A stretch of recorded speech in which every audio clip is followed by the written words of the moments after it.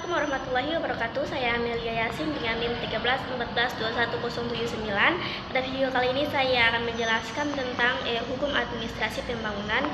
Langsung saja, yaitu dasar hukum dari administrasi pembangunan mengacu pada seperangkat peraturan hukum yang mengatur proses dan tata kelola administratif dalam pembangunan suatu wilayah, baik dalam skala nasional, regional maupun lokal. Dasar hukum ini bertujuan untuk memberikan landasan hukum yang jelas dan terstruktur dalam pelaksanaan kebijakan pembangunan.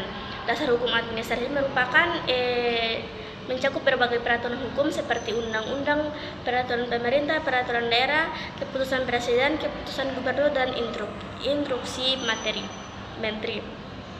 Beberapa aspek yang dapat diatur dalam dasar hukum administrasi pembangunan yaitu perencanaan pembangunan, pengadaan dan pembangunan sumber daya, pelaksanaan pembangunan, dan partisipasi masyarakat. Selanjutnya, pendekatan hukum dalam administrasi pembangunan mengacu pada pendekatan yang menggunakan hukum sebagai alat merumuskan, mengatur, dan mengelola proses pembangunan.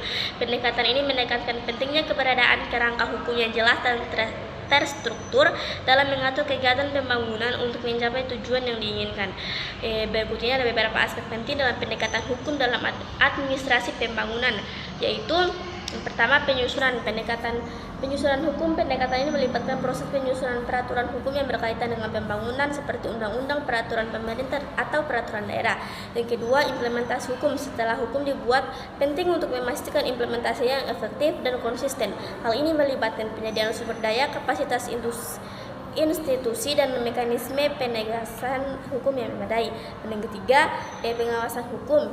Pendekatan ini mendekatkan pentingnya pengawasan terhadap pelaksanaan hukum pembangunan. Pengawasan dapat dilakukan oleh lembaga pemerintah berwenang, lembaga hukum, dan masyarakat.